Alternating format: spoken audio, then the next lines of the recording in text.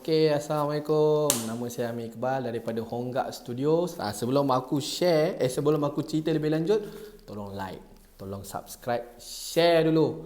Faham ke tidak? Okey. Untuk video kali ni, aku dapat feedback. Okey, aku nak post tentang detail berkenaan dengan macam mana, apa yang perlu kita buat dan sebagainya ketika kita accident dan kita approach by callman. Okey, aku dapat feedback. Ada rata-rata kawan yang aku 2-3 orang WhatsApp lah.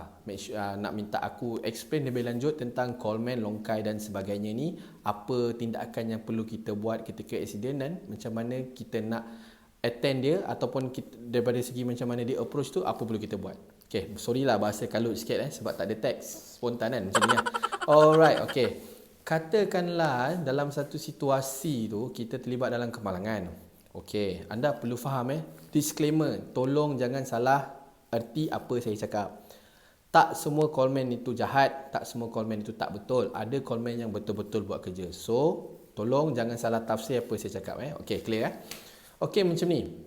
Ada certain few cases yang biasa kita dengar dulu. Kalau accident, jalan tu yang tak sepatutnya accident, tiba-tiba boleh accident. Jalan licin dan sebagainya. Okey. Ada orang kata kerja callman lah, apalah. Wallahu a'lam, itu aku tak nak kupas.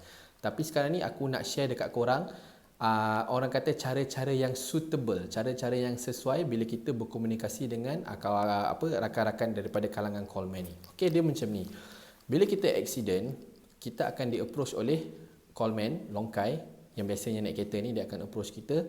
Sama ada kalau kita nak sign up dengan dorang, maksudnya dorang akan tolong settlekan urusan repair kereta kita, claim insurans dan sebagainya.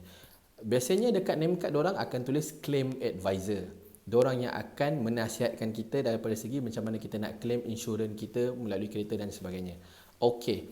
Kenapa callman buat kerja ni? Ada orang tanya aku, kenapa callman buat kerja ni? Sebab kerja ni aku boleh kata secara jujurnya masyuk. Kerja ni masyuk sebab daripada kereta korang yang korang hantar pergi repair dan claim insurans tu, dorang dapat persen. Kalau tak salah akulah, sorry kalau salah kawan-kawan callman yang mana tengok video ni tolong betulkan Kalau tak salah aku dorang punya persen around 10% ke 20% daripada sum insured. Kalau kata insured 5,000, 10% katakan 500, 20% 1,000. Itu commission diorang. Baru satu kereta. Kalau ada 10 kereta bulan tu, so sebab tu callman buat kerja ni. Tapi banyaklah kawan-kawan aku cakap dorang sebelum ni accident, pengalaman dorang callman yang dorang attend tu macam tak okey. Okey, kena faham. Ada yang okey. Aku pun ramai kawan callman. Ada yang okey, ada yang kurang sikit. So dia bukan pasal engkau callman ke, bukan pasal engkau mak rempit ke, dia bukan pasal engkau apa pun. Dia pasal diri kita sendiri. Okey? Aku ramai kawan callman yang baik-baik. Aku terus terang cakap. Tapi tak semua yang jahat. Tapi ada certain yang buat kerja tak habis. Diorang bukan jahat apa tau. Okay, ni aku bagi share sikit berkenaannya sesetengah callman yang buat kerja tak habis ni. Contoh macam ni. Dia approach kau ketika kau accident. Target diorang biasanya perempuan. Perempuan bila accident diorang panik. Okay. Diorang akan approach perempuan. Diorang akan cakap, akak, kereta akak accident ni. Akak baik akak buat dengan saya. Akak buat dengan saya, settle. Diorang akan gunakan ayat, ni kalau akak tak settle ni, akak kena saman ni. Korang kena faham bila korang accident, korang langgar tiang lampu ke, korang langgar kereta lain ke, korang tetap kena saman. Saman RM300. Suka tak suka, siapa yang salah dalam kejadian tu, dia yang kena saman. Okey, kalau korang langgar tiang lampu, siapa nak dapat duit mana repair tiang lampu tu? Kena saman lah. Okey, so jangan panik. Biasanya dia akan cakap, okey kak, cepat-cepat kak alih kereta ni, kau tak kena saman. Kalau dah buat report memang kena saman. Percayalah cakap aku. Okey. So bila kata komen tactical dorang macam ni tau. Yang mana komen yang tak betul dia akan approach cakap, akak kalau akak buat dengan saya, kereta dalam masa 3 hari ataupun seminggu boleh keluar. Itu biasa ayat yang aku dengar lah. Seminggu boleh keluar. Okey, yang orang yang tengah panik ni pun dalam keadaan takut dalam keadaan tak ada siapa-siapa di sekeliling dia, dia pun setuju, dia sign lah authorize tu. Okey, so diorang ambil. So korang kena faham callman dia akan bawa ke bengkel yang diorang punya panel. Kalau bengkel tu tak busy, tak apa. Kalau bengkel tu kereta bersusun beratur daripada seminggu, kadang-kadang pernah jadi sampai 3 minggu pun kereta tak siap-siap lagi. Kadang-kadang bukan pasal kereta tu tak boleh nak buat, pasal proses claim insurans tu pun lambat. Korang kena faham. So tapi banyak orang fed up sebab certain callman ni dia menjanjikan benda yang tak pasti. Itu yang buat orang fed up sebenarnya. Bukan aku nak kata callman jahat, tidak, jangan salah tafsir Berapa kali aku remind ni, nanti kena kecam. Okey.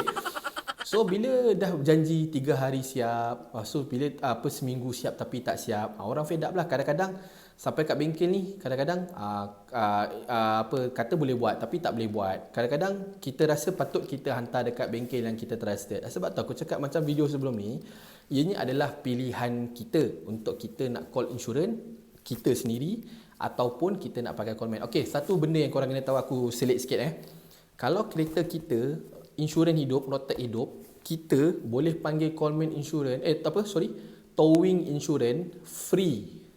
Towing insurans kita free untuk 80 km yang pertama. Korang accident dekat Batang Kali, lepas tu korang nak kereta tu ditunda sampai KL. Batang Kali KL aku rasa dalam around 50 km. Towing tu tak payah bayar. Tapi kalau korang pakai callman, towing tu korang kena bayar. Faham tak? Okay, towing tu around 150 ke 200. Lebih kurang macam tu. Aku tak pasti. Lebih kurang macam tu. So, kalau korang pakai callman, korang kena standby cash untuk cost towing. Itu satu.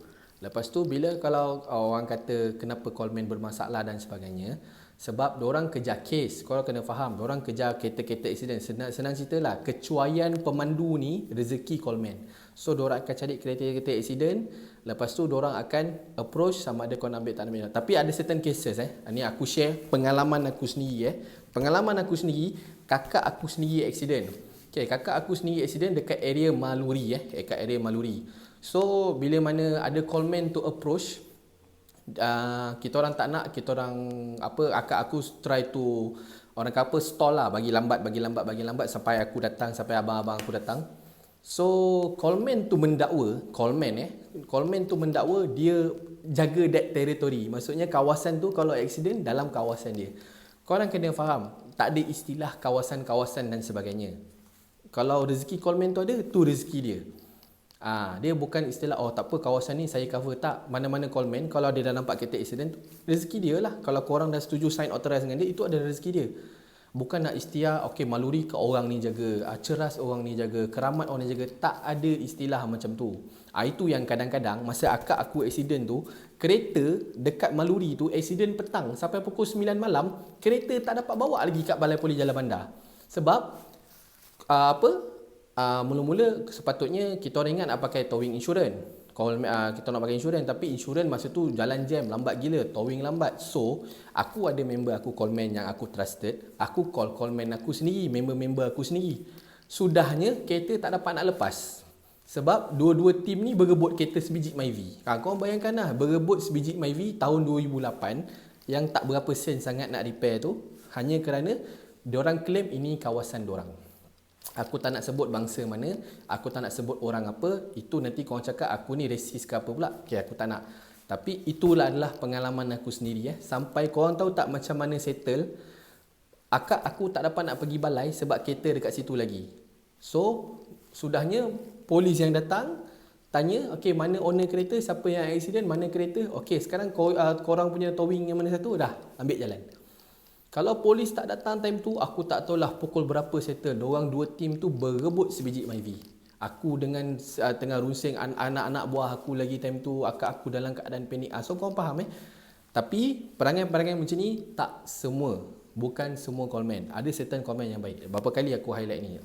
Jangan korang cakap aku ni anti callman lah apalah. Tak.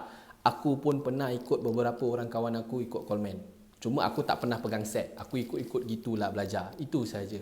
So aku rasa video kali ni dapat menjawab sedikit sebanyak pertanyaan korang. Tapi andai kata kalau ada inquiry lagi, no worries, apa-apa hal boleh bagi tahu. Terima kasih kerana menonton. Jangan lupa like, jangan lupa subscribe, jangan lupa share Honggak Studio. Okay, Assalamualaikum. Stay tune brother.